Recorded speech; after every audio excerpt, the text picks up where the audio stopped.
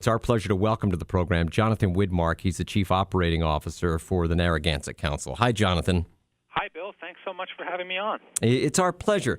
Jonathan, the Narragansett Council is basically scouting for all of Rhode Island and nearby Massachusetts, right? Correct. We cover the entire state of Rhode Island, about 23 communities on the south coast of Massachusetts, and one community in Connecticut. And how many kids are involved in scouting? Currently, you're serving over 12,000 here in the Narragansett Council. Wow, that's great. You know, the impact that scouting has on kids' lives. So why don't we just talk a little bit about kind of the mission of the Scouts and the things that kids are taught as far as life lessons? What are some of the things that scouting instills in young people? Well, scouting, at its core is about developing leadership skills, character development, and helping young people make ethical decision-making over the course of their lifetime. So, I think scouting really has a lot to offer, especially when we look at the way that society has progressed, and we have a lot more kids spending a lot more time in front of video games and televisions and a lot less time outside. So I think scouting is a real opportunity for young people to kind of get back out there and experience things that maybe not as many kids are experiencing these days as they did in generations past. Right. Now, well, let's talk about that. I remember what scouting was like when I was a kid, going back, say, 35 years ago. Sure. And we didn't have video games back then. So we spent a lot of time. I think if compared to what kids do now, we spent all our time outdoors as kids. And, whether it be sports or, I went camping with the Boy Scouts and things like that. How is scouting different now than maybe it was for somebody of my generation that grew up with it, as I say, 30, 40 years ago? Well, I think that scouting has made a real concerted effort to try to keep up with the times. So, nowadays you don't have to worry about carrying a compass because you probably got a GPS on your iPhone or something like that. And, we teach kids about things like cyberbullying and, more of the modern problems that are facing kids today.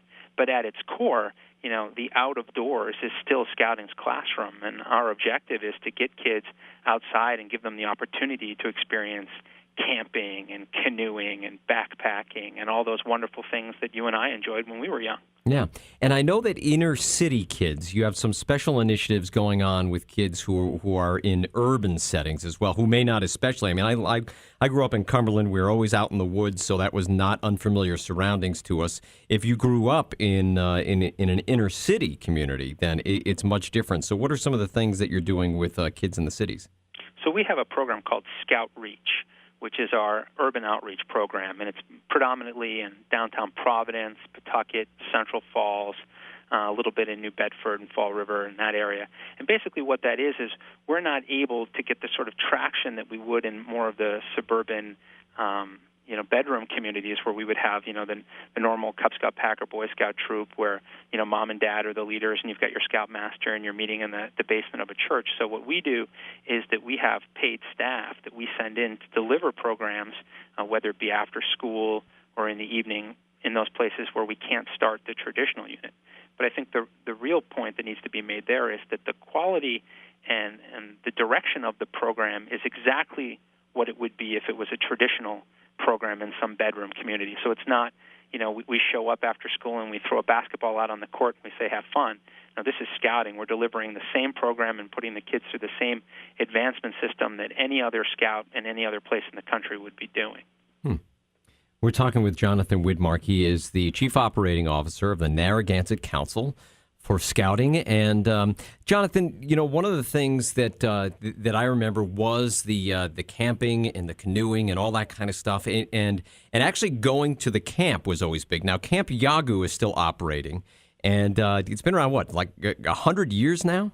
Believe it or not, summer of 2015 will be the 100th camping season of Camp Yagu, and we are the second oldest continuing Boy Scout camp in the entire United States. Wow.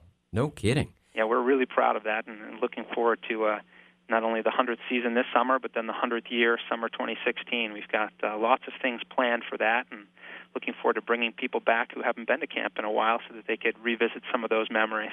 How does it work at Yagoo? Remind me how that works. I know there are times when troops go there just for a weekend, but there's also longer stays during the summertime, right?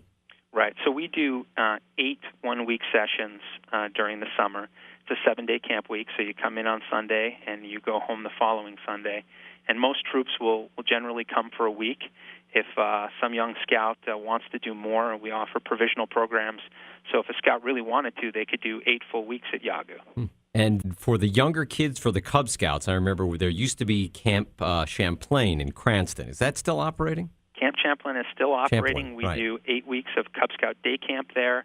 We do all sorts of weekend activities and things like that. Plus, we have a Cub Scout resident camp up in the Burrowville area, Feinstein Youth Camp, and that's kind of a themed area. So kids that go there, they'll have a choice between spending the night in a medieval castle or a pirate ship or a lighthouse, and they get to do archery and BB guns and all that fun stuff, along with mom and dad and even their siblings. Wow. Jonathan, do you find that nowadays, how are you doing on recruiting kids? Is it harder to recruit kids now? As I say, the Scouts really are all about, as you were talking about, there's a lot of outdoor focus, getting kids outside. And nowadays, kids are not as outdoor focused because there are things like video games and their tablet, and everybody's got a computer and things like that. Is that a challenge, just getting kids who want to spend more time outdoors? I think that kids are still drawn to the tenets of scouting. I think that the issue is there's so many more options for young kids nowadays than there used to be. Sports seasons are not seasonal anymore. They're year-round. There's a lot more going on, so there's just a lot more competition for kids' time than there used to be. However, I am very pleased that this fall we've actually seen an uptick in our recruitment, and we've actually recruited more kids into the scouting program here locally this year than we have in past years, so we're very excited about that. And what are you doing now as far as recruiting is concerned? Is this a big recruiting time for you? The fall is always the big recruiting time for us, where we go into the schools and we let kids know that the opportunity to join scouting is upon us and they want to participate. You know, these are when the sign-up evenings will be in their local communities. But scouting is a 12-month program. So, generally a kid can join at any time of the year that they want to, but the big push tends to be in the fall. So we have spent since the end of August, right up to now, visiting the schools, distributing flyers, going to school open houses, and doing whatever we can to get the word out for families to let them know that now is a great opportunity to join scouting. And also a fund drive is going on right now. Your end-of-the-year fundraising is called Friends of Scouting. So tell us about that. Well, the Friends of Scouting campaign is our outreach into the community and into the families we serve to help support the program financially. It costs $24 to be a scout for a 12-month period, and that money goes down to our national organization to cover insurance costs and registration. And so none of that money actually stays locally. So we have our Friends of Scouting campaign to help supplement those needs so that we can deliver the quality program that's become synonymous with the Boy Scouts over the last 100-plus years to the kids here in the Narragansett Council. And for anybody who's interested either in learning more about scouting or in the fund drive and would like to be able to support scouting, how do we do that? I would recommend that anyone that was interested go to our website, which is www.narragansettbsa.org, and they'll be able to get lots of information about scouting, and in particular scouting locally here, and then there'll also be links to donate to scouting at that site. Got it, bsa.org. Jonathan, it's interesting. I don't want to stump you here, but I'm just curious. Do you know how many kids on a yearly basis become Eagle Scouts? Yes. Average in the Narragansett Council, it's generally between 250 and 270. Mm-hmm. On a national scope, 4% of all the kids that join scouting make the Eagle. So 4 of every 100 become Eagle Scouts. Got it. Here so in the 1 Narragansett in 25. Council, okay, yeah. The last several years, we've seen 6%. Oh, so wow. we're pretty excited about that, and I believe that that's a real testament to the volunteer leadership and our local programs and the quality of our program here. Yeah, it's interesting. We have had a few Eagle Scouts that have worked here at the radio station. Not many of them, but actually we have had people that have done very well It's one of those qualities when someone says there is an Eagle Scout.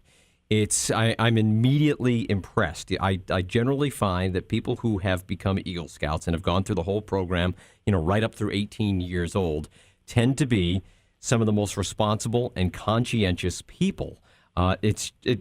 Do you find that that's the case, that something is instilled through scouting and people who become Eagle Scouts just really tend to become high-achieving people? I absolutely do.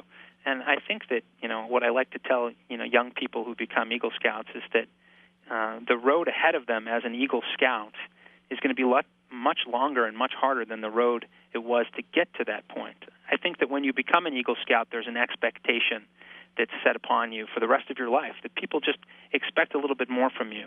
There's kind of a respect that comes with that distinction, and I think for the most part, people really live up to it. Yeah, I think that it's an interesting quality that when I see that on a resume, it's one of those things that really pops out. That we have a lot of entry level type positions here at the radio station. So if someone becomes a producer or a board operator or something like that, that is one of those things that sticks out, because when you're hiring somebody who's 21, 22 years old to find out that they were involved in scouting, they tend to be very, very conscious. It's almost like figuring out right away that someone is a conscientious student, because you find out that they went through scouting, and those qualities are generally present. So that's a pretty neat thing. Well, I'm glad to hear that that's your observation too. Yeah. We've been talking with Jonathan Widmark. He is the Chief Operating Officer for the Narragansett Council for the Boy Scouts. And if you would want to find out more about scouting, as Jonathan mentioned, recruitment is open all year. Jonathan, anything else? No, thank you very much for your time, and I appreciate the opportunity to talk about scouting.